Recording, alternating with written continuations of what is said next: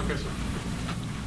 Okay, I'd like to begin to thank you all for being here, and all the agencies that have supported us through this tragedy that we had to go through this morning. I just want to give you a little bit of information. On Thursday, July 16, 2009, the early hours of 4:45 a.m., Joe Harris, Sergeant Joe Harris, and Deputy Teresa Moriarty were an undercover investigation up in Jemez Springs. We've had a rash of burglaries up in this area in these cabins. This has been going on for several years. The individual that was entering the cabin in La Cueva, Joe Harris, received a gunshot and was fatally wounded in the line of duty. Our suspect also was shot and also died in the line of fire also. Deputy Moriarty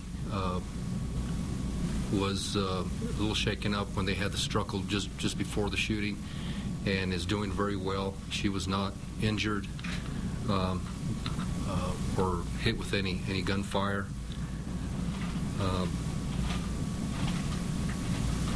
State Police is actually doing the lead investigation, along with the Sheriff's Office, going to be standing close to it, and they will be investigating the incident through the start to the finish. I just want to also add that Joe was a retired police officer out of Rio Rancho DPS. He has been with the Sheriff's Office for 6.5 years, almost 7 years. And we would thank everybody for all their support and everybody that's come up to help us out in this investigation.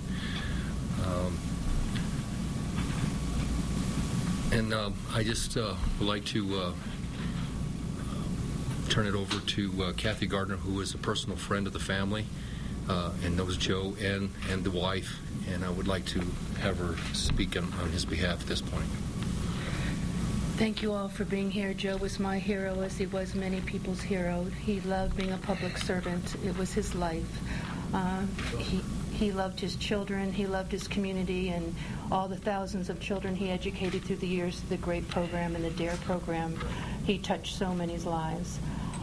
Joe was there for anybody who needed him, anytime, day or night. I originally met him in 1987 when he was a DARE officer at Martin Luther King School, and he's kept me safe ever since. He will be deeply missed. He was so proud to be a public servant and so proud to represent the community. The family's so grateful for all the outpouring of love and prayers. Please just keep the family in your love and prayers. His wife Tanya, his daughter Allie, their boys, his daughters, please keep them all in your prayers. He died serving our community, serving our county. I believe, wasn't he Jean Paul, the first officer killed in the line of duty? Yes, since Sandoval County was put in place in 1903, this has been our first officer-involved shooting, fatal shooting, since 1903. So 106 years went by, and this is one of our first. So it's a big tragedy for us. Joe devoted his life to helping the rest of us feel safe. Everybody loved Joe, and he was just a magnificent human being. He had a huge heart. He looked so big and muscular, but he had a tender, tender heart. He loved children. He helped us in the schools with our special needs children. He brought his dog, his partner Teresa, and then he also had another partner with 4 legs, Harley. He loved Harley dearly. And Harley and Joe served in the schools with our special needs children and just worked miracles. He was very touched by all the children he touched. He worked with so many national police associations, local police associations. He was so proud to be a police officer, and his family was so proud of him. And we just thank you. Thank you. Sheriff, you're releasing the suspects now? At this point in time, there's an ongoing investigation. We want to make sure we don't have any proper ID for him, but once the investigation is over, we will have a proper ID, and then they'll release that at that time. Sheriff, you said something was going on that led to a struggle this morning before the shooting. What exactly happened? All I can tell you is that the individual suspect had broke into the cabin that they were in, and then there was an apprehension and a struggle ensued, and then that's when shots were fired. And that's basically all we know at this point. Do you believe he was the one responsible in the last few years for this series of burglaries? It's a high probability, but at this time we're not going to rule out that it is him directly, because we don't want to put any information out there that we may have to take back later. Is there any indication right now that Sergeant Harris was hit by friendly fire? No. Like I say, the investigation is an ongoing investigation, and I can tell you that all I can tell you is that he was hit and he was fatally wounded in the gunfight. Did Deputy Moriarty open fire? You know what? I don't have that information of if she opened up fire or how things occurred. So once this is all over and OMI completes their investigation, State Police completes their investigation, we'll go from that point on. What kind of a law enforcement officer was Sergeant Harris? Sergeant Harris was a dedicated officer that he worked for the Department of Public Safety for Rio Rancho for 20 years and retired from there. Soon after retiring from there, a sheriff recruited him to come to the Sandoval County Sheriff's Department. He's been here 6.5 years. Another thing that Joe did regularly was he led a citizens police academy that met right here in this room, and he educated many citizens in Sandoval County and Rio Rancho how to keep themselves and their communities safe.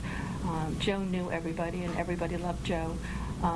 He was so dedicated, and he just loved his work. It was his life. You said he had a wife and kids. How many kids? What ages, roughly? you know, I really don't have that information right now. Tomorrow, his wife and I will release a biography. And just as a person, how do you think he'd want to be remembered? Like I say, everybody loved Joe. Just he would want to be remembered for how much he loved being a police officer, how much he loved his family, how much he loved his wife Tanya and his daughter. His little daughter is only 10 years old, and his other children are grown. He loved kids. He touched so many children's lives in Sandoval County and Rio Rancho Public Schools, Albuquerque Public Schools through the years, as their dear officer and their great officer. As a school administrator, I can't tell you how many times I called him, and he was there for me on a moment's notice to counsel families in crisis, to help families in crisis, to help kids in crisis. The people he helped, it's just never ending, the list, thousands and thousands of people. What was it about him that made him, after 20 years on the streets, made him want to go back out there and keep going? Well, he loved the job. I mean, he loved the people, kids. That was his life. And he was still a young man. He still had a lot of passion for being a police officer. And he loved his work in the schools, but he also loved his work out in the community, too. Of course, the school is out of session right now, and he wanted to catch this perpetrator who was terrifying the people up in Jemez Springs, terrifying them for a long time, and he wanted to help catch this perpetrator. Sheriff, have you had a chance to look into his background at all, the suspect? As you can hear, we're learning more about the shooting death of Sergeant Joe Harris, who was killed this morning in the Jemez Mountains trying to apprehend a burglary suspect.